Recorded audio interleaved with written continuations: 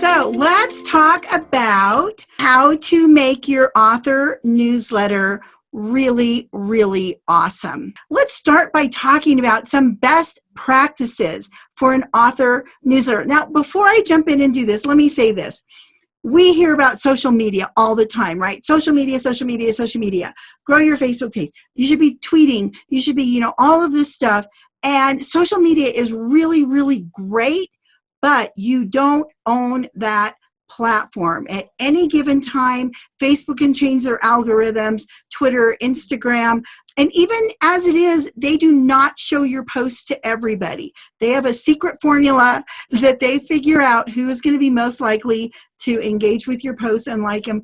And so your posts are not being shown to everybody. And they can change the rules at any point. And you could have amassed 30,000 followers somewhere, and all of that can go away in an instant because you are not in control of that platform. Now, email is a lot less sexy, right? People, they're just not messing with it. It's been around a long time. Nobody's going in there changing the algorithms. So if you have an email list, now, people may choose to open your email or not, and we're going to be talking about how to raise the chances that they're going to open the emails from you. But at least when you send an email newsletter, at least or email communication, at least it's getting there. People have the option of reading what you have to say to them, which they don't always have on social media. The other thing that's great about email versus social media is that, and we all know this, right? You follow someone, it's not a big commitment. I mean, you may not even be that interested in them. You saw a post, you follow them. You're not making a big commitment. But for you to give your email address to someone and say, yes, you stay in touch with me by email, put some things into my inbox, whether I read it or not, but that is a much higher commitment. And so when you have a list, if you have a list of 500 people who've signed up for your email list versus 500 people who, or even 1,000 people who are following you on social media, that list of 500 is a much warmer audience to your message and is really of great value. So those are just some of the reasons to be doing what we're going to be talking about doing tonight. So some best practices. Just be consistent. You may say, yes, I want to do a monthly communication by email to my audience, or, oh man, monthly is too much. Okay, make it every 6 weeks. I want to do something every week. Well, you better make sure it's really, really good. Otherwise, people are going to stop opening it up. But whatever you do, just be consistent.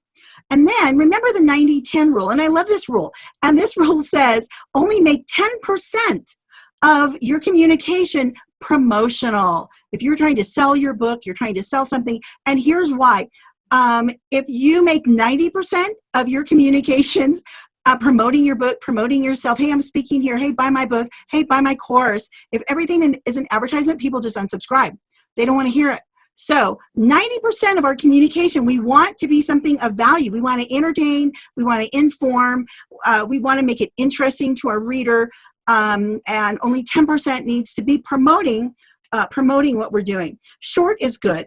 We all have so much stuff coming through our inboxes. We're all busy. So you don't want to, have a chapter of your next book in there. You want to make it short so that people look forward to reading it and know that it's not going to be a huge time commitment. Consistent sections, and we're going to talk about that a little bit later, but you want your communication to feel recognizable. Maybe you always have a picture at the top. Maybe you don't. Maybe you always have, whatever it is, use a certain kind of font. But you want some consistent sections. You want it to look like the last one so it feels familiar.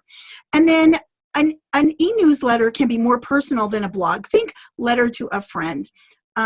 So even if your blog may be very, very conversational and you're thinking that's as conversational as I want to get, great. Mimic that same tone in your email. But if your blog is a little bit more formal, then an email is a great chance to make it a little bit more personal. And another best practice is to create added value, insider tips, news, sneak peeks, freebies, and that type of thing. All right, so I'm going to give you, this is a value bomb right here. You have to do this. Follow the leaders. So when you think of whoever is your target audience, whoever you're trying to reach, there are other people out there communicating to your same audience. let's say whatever your topic is. If you're writing fiction, well, there's other, maybe you're writing science fiction. Well, there's other people out there writing science fiction to your audience. Or if you're writing self-help, or if you're writing inspirational, whatever it is that you're writing. So go do searches, find out who the other authors are, find them, go to their website, and sign up for their email newsletters, right? So on this one, for instance, on Priscilla's, I went to her website, and under the Connect, I found a place to subscribe to her blog. Great, I'm going to sign up. You know what? Do this 10 times, 10 different authors. You are going to learn so much. It's really going to help you up your game in terms of what level of communication, what you need to be saying, what your emails need to look like, because know that your readers are getting some of these other emails. So you don't want what you are putting out there to be substandard. So follow other people, see what they're doing. It also is going to help you really stay in tune with the heartbeat of your audience. Now, I want you to know why you're doing this. We want to build connections with people who care about our message. For someone to sign up to your email list, they care a little bit about what you have to say.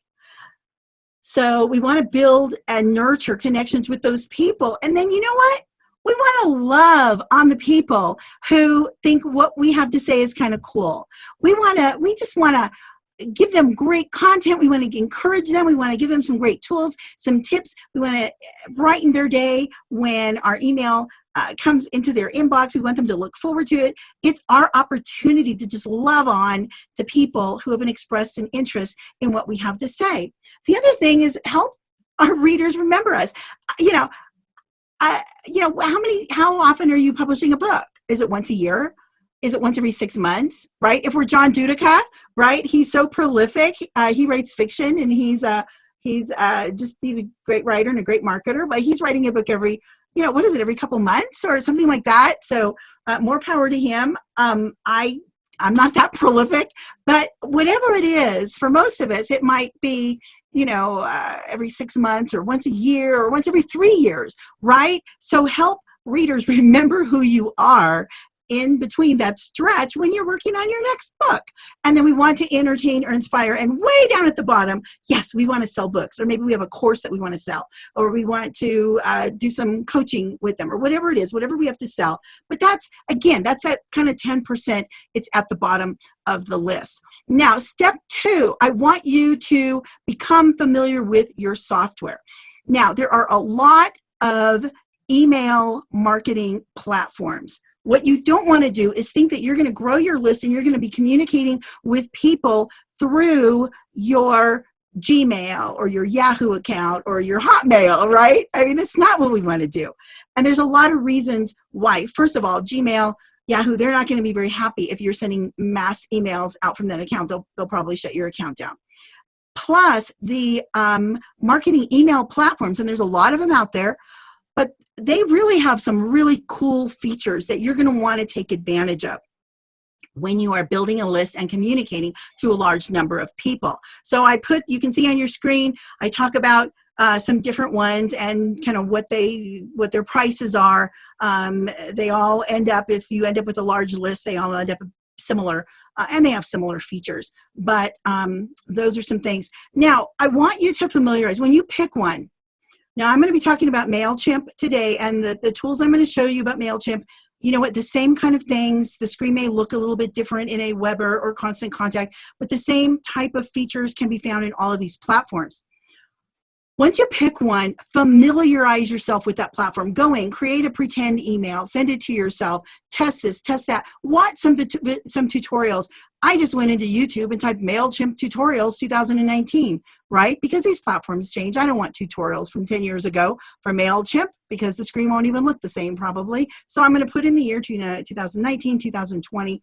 And so you can see how easy it is to find some videos that will help you, but familiarize yourself with your platform so that it's not intimidating and scary, so that you have some idea of how to use it, which I'm going to be showing you some things today as well.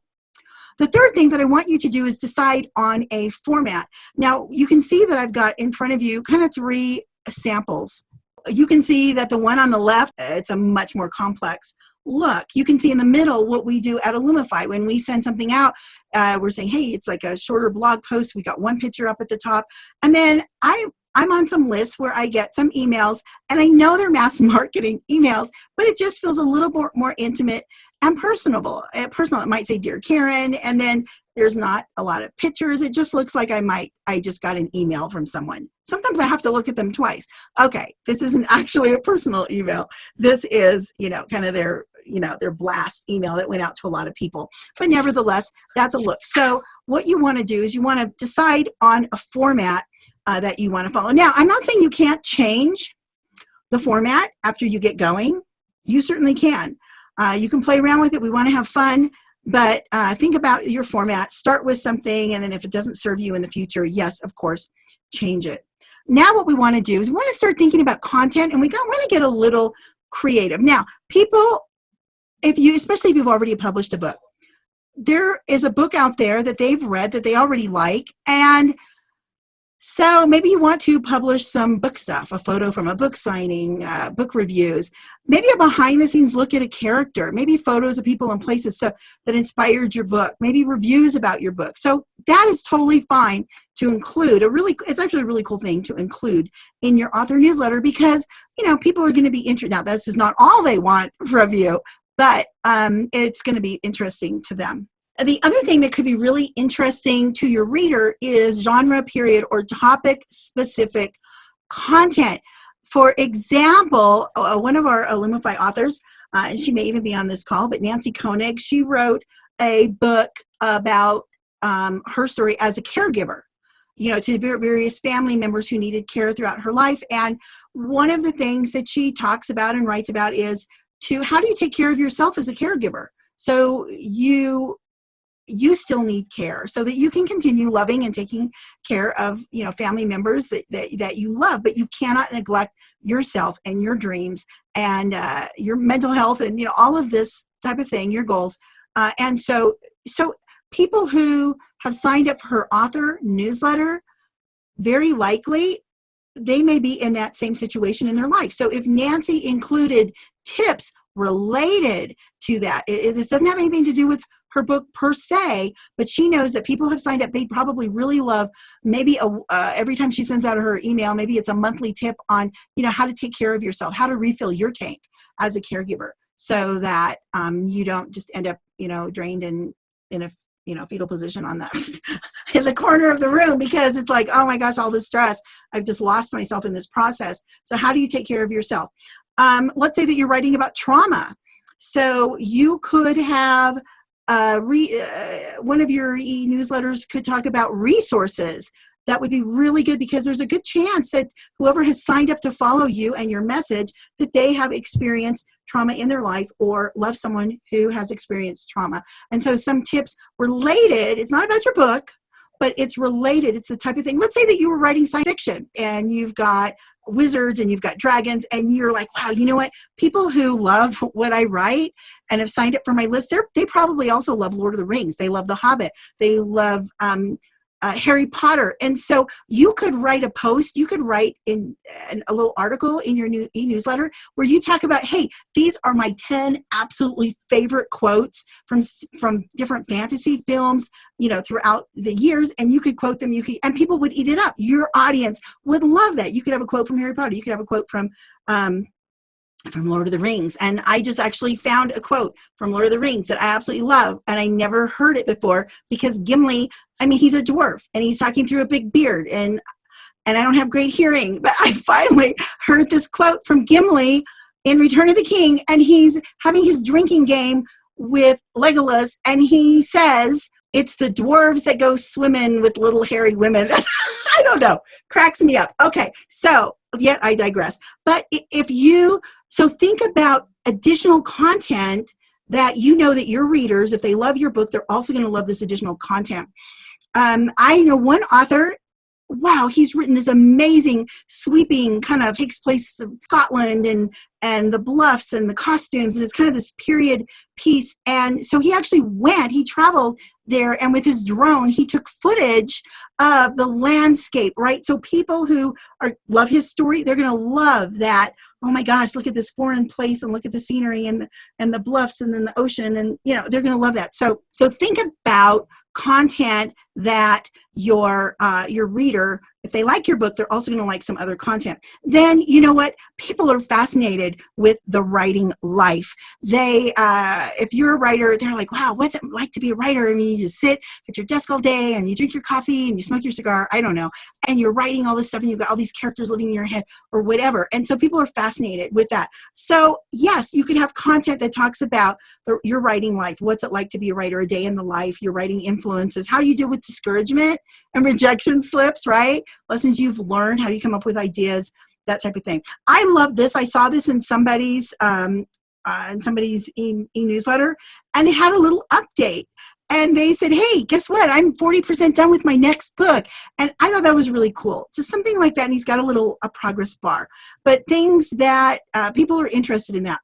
Also, people who read, there is a reader's life. I mean, people who read a lot of books, they love reading. They love other books, not just yours. They love cute little reading nooks. And so you could have things that you talk about the reading life. I mean, put a link to your favorite journal on Amazon, right? And say, oh, I just love this journal. I love the feel of the leather cover, and I love this. You could even do, what if you, in your e-newsletter, you said, hey, I'm looking for book clubs. If you're part of a book club, send me a picture of your book club doing, reading my book maybe even, or reading any book, whatever. But, and I'm going to feature a picture of a book club every month and celebrate people who come together in book clubs. I mean, readers would love that. You could write a review of someone else's book. So readers love things to do with books and reading, and that could be really cool content. Now, here's the other thing you want to do in your emails. You want to create or share cool stuff. It could be, hey, here's the first ebook in my series, right? Get them hooked right from the beginning. Or guess what? I'm writing my book. It's not even published yet, but here's the first chapter, and I want you guys to have it for free. Or here's a cool checklist. Here's a cool checklist for those caregivers, right? Of ways to take care of yourself while you're loving and taking care of your family members. What if it's a devotional? What if it's like, hey, click here, and I have a devotional for Christmas. Actually, there's 5 devotionals for the Christmas holidays and for the Christmas season, and click here, download it. It's my gift to you. You're not charging them, you're not making them join your email list. They're already on your email list. You're just saying, I love you. I'm so glad you're here. I appreciate you, and I want to give you cool stuff. Free training. That's exactly what we did at Illumify. When we send out the email saying, hey, we're going to do this series of 6 things, and we send it to our people who are already on our email list. We don't want anything from them. We already have their email. We're not trying to, get them to sign up for anything. We're just like, we just love and care about you, and we want to do 6 hours of training, and we just want you to come. A printable, whatever it is. Now, these are the same things that you can create and use as a lead magnet. So if you are giving these same things that I'm talking about right now, you could show them to people who are not part of your email list, and that is a way to grow your email list. And we're going to be talking about that next week. So these same things could really function like, hey, here's the first chapter of my book, but you have to give me your email address, and then I'm going to send this to you. Or hey, here's some free training. Give me your email address, and I'm going to give you these 6 hours of training. If you're not already on our email list, right? So you can see that as you're creating cool things that actually to grow your email list, man, don't forget the people who have already signed up. They're your peeps. They're your tribe. Love on them. Whatever you're creating free, or whatever you're creating to grow your email list, to give to total strangers who sign up for your email, give them to the people who already love you, and share the love with them. So I'm going to show it. I don't know, Penelope, if you are on this call. I think you signed up. But wow, I've worked with this author, and Penelope has done a great job. She created this cool kind of weekly Monday morning, kind of a weekly email. And so you can see it there on the left. She created a header. It was great. And then you can see in the middle, there's kind of a close-up. But look at this. For a reminder, print this email and refer back to the questions. She's got like discussion questions and a little devotional. It's really lovely. Now you can also download and print this week's Bible verse here. All right, so what happens if someone clicks on that? Boom. a screen opens up and there is this amazing, beautiful Bible verse that she talks about in that devotion that someone can download and print out and put up on their wall, on their bulletin board, on their fridge, or whatever for the week. So that is a cool thing that she is offering.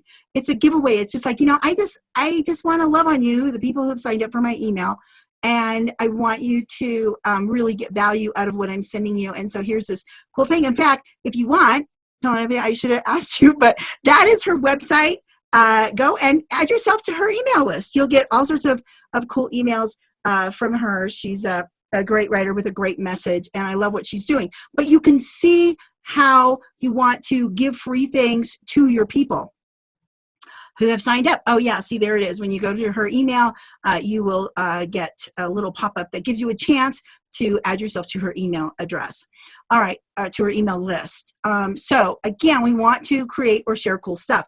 In fact, this is what we're going to do. So over the next couple of weeks, as you hear from Word Ninjas, this series is being co-sponsored by Illumify and also by Word Ninjas.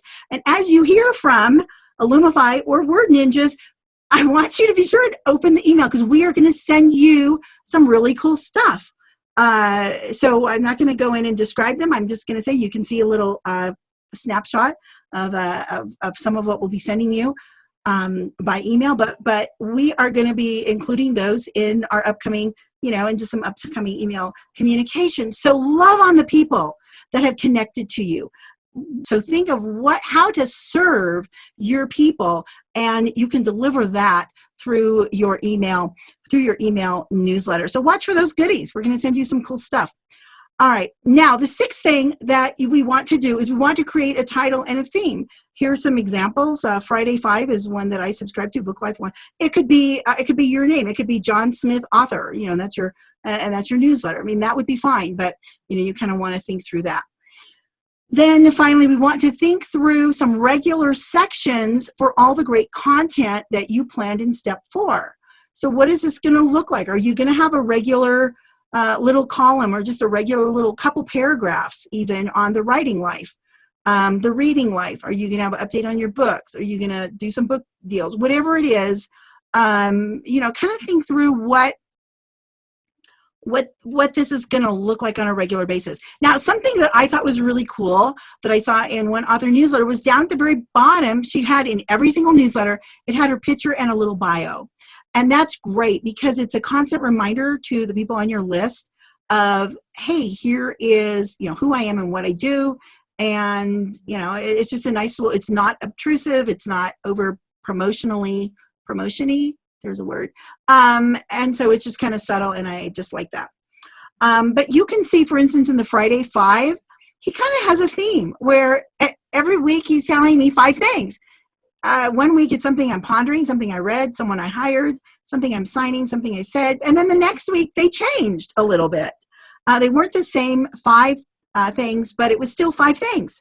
And I like that. So when I get this, I know what to expect. It's going to feel familiar, but the content is always going to be fresh and new and something really interesting with some cool links to things that I might enjoy. So he's really thinking about some things that really kind of brightened his week. And then he's sharing the links for me if I want to follow those links and if I would kind of get a kick out of those same things. Okay, rule number 8, for crying out loud. I shouldn't even have to say this to writers who are on this call, but I'm going to anyway. Your e-newsletter has to be written well. Humor never hurts. Throw in a little humor, but again, the writing style and quality. Is it interesting? Are you being informative? Is it entertaining? Again, this isn't about you. Someone who opens this up, they want to be informed, they want to be entertained, they want to be inspired, they want to get something out of it for them. So keep that in mind and write well. Finally, the very last thing that we want to think about as we think our e-newsletter is, sell stuff. That is great. Hey, we all got to make a living, right? So the fact that we spend all this time developing email lists, developing great content, nurturing these relationships, truly loving on these people. We're not being manipulative. We truly love and care about these people who care about our message. And we actually, we just, yes, it's not like a manipulative, how can I use you, to fatten my wallet, but, we really love these people who love our message. And then it's totally fine to go ahead and sell something. Again, this is that 10%. This is that, this is not what is driving your e-newsletter, because if it is, people will just unsubscribe. They won't open it and they'll unsubscribe. So what's the point, right? There's a lot of work to do this if it's not going to meet their need and be interesting, entertaining them. But sell your book, sell online courses, sell coaching packages, different services. You could say, hey, schedule a free consultation, but with the idea that then, you're going to talk about some service you provide that isn't free, right? You could even do affiliate programs. Let's say that you end up with 500 people on your list, and maybe you've written to people who, really love your book, Marriage Devotional, for couples, and then someone has written something else, or they have some sort of course and it's, fun date nights for married couples or whatever it is. So you may say, hey, listen, I've got this great list. I'd love to promote. I'd love to sell your course to my people, because if they love my book, they are going to also love your product, and then let's figure out some sort of affiliate deal. A lot of times, a kind of a good rule of thumb is if it's a course or something that is completely digital, they don't have to do any work. There's no one-on-one time that they're spending to deliver that product. It's just, hey, here's the video on the date nights or whatever it is, that you might negotiate even as much as 50%. So if that product is a $20 product, the creator of that product might keep $10, and then you take $10. So that's kind of a good rule of thumb for affiliate relationships. So it could be that you might even sell something that you didn't even create, but that and you don't want to do that in every email, but it's something that that your audience is just really, really going to love. All right. So as your email begins to go out there and you're doing this, MailChimp, Aweber, all of these programs, they have all sorts of reports that talk about open rate, who's opening, how many people, how many times did they open it, what did they click on inside of your email, and familiarize yourself with these reports, because it's going to tell you what your people actually like, what your readers like. For instance, if you had some cool, and every week, for instance, in the example of Penelope's email, this is not going to happen, Penelope, people are going to love that downloadable Bible verse. It's amazing. But let's say you were doing something and you had some link every week, hey, download this cool thing, and you can look at the report and go, nobody ever clicks on that. Then maybe it's time for you to change the cool thing that you're giving away, because it's not really attracting their attention. So you're spending a lot of time wanting to give something cool and free and to your readers, and they're like, they don't even like it. They're not even reading it. So we really want to, to follow those, familiarize yourself with the reports. Okay, so I'm going to give you a quick look into MailChimp and just take a few minutes and show you actually how to set up an e-newsletter.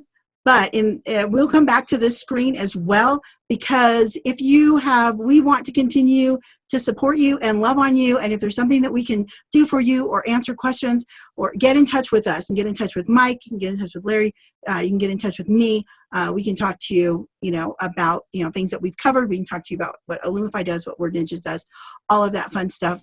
There's our websites as well. But we'll show the screen again at the end. But first, all right, so I want to show you in MailChimp. So you're going to start, and I'm using MailChimp because a lot of authors that I work with, they like it because it's free for up to 2,000 contacts. Now, here's the thing. Anytime you're getting access to a free platform to use, it means that, and rightfully so, I'm not complaining, it's not going to have all the features that the paid program is going to have. That's okay. It's a good way to get in, get your feet wet, and then when you're ready, you can upgrade, or if you want, you can take your list and take them to a different platform. So, but I'm going to show you, and again, what these features that I'm going to show you, they are available in all of the different platforms.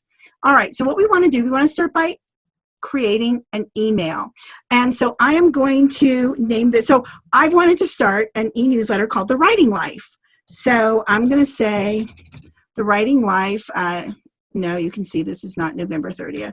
Okay, so I'm just going to name this The Writing Life #1. So this would be like my first issue. So I'm going to add recipients. Now, if you're on the free version of MailChimp, you are not going to get to have more than one audience. So everybody, you're not going to be able to create a bunch of different audiences and say, oh, I think I'll pick to this group or whatever. So you're going to get to pick one audience. You can personalize the to field if you want to do that, and so it will give the person's name when they get your email. Now I'm going to go to the subject. Add the subject. All right. So let's just say I'm going to send this out. The Writing Life, number 1. And I give it an interesting name, right? I don't know. Pickles and Pen Pals. All right. So you're going to find that, obviously it's not how you spell pen pals. Okay. Let's do that. I'm done with that. All right.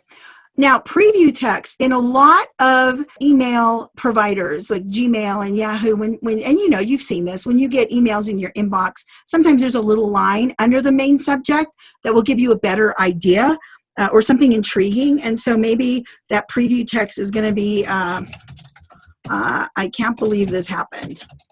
Okay, so people are going to see the Writing Life, Pickles and Pen Pals, and then they're going to see right underneath that, I can't believe this happened. All right. I'm just wanting to come up with something, right, that would be interesting and intriguing and get them to open and see what I have to say. Now I'm going to design the email itself. And again, you're going to find this in Aweber, you're going to find this in Constant Contact, different places. I'm going to pick a template. Now again, because this is the free version of MailChimp, if I go to most of these, it's going to tell me, oh, look, I have to upgrade. Oh, I got to pay money to use that one. All right. But there are several free ones that I can use. So I'm going to pick one there. Now this is cool because you can see over here, there's all sorts of elements to design my email that I get to drag over and add. So they already have a logo. If I didn't want this logo here, I go over here and I just click, oh, I'm just going to delete it. Oh, it's going to make me, all right. Oh, I changed my mind. I do want a logo. All right, so let's bring an image and we're just going to drag it right back there. Oh, wait, I want the image lower. I don't want it there. Oh, I think I'll just kind of drag it down here.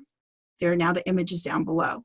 But let's just say that we want the image up at the top and I want to click on it and I want to upload an image. All right. Oh, look, there's my kids that got married. There's my daughter. There's a yes. You can see what we use this for wedding stuff at some point. All right. So this is just a fun little logo that I created. And next week, I'm going to show you how to make stuff like this in Canva. I use Canva a lot to create little graphics. So I'm going to select that and boom, right where that image was, I've got the Writing Life.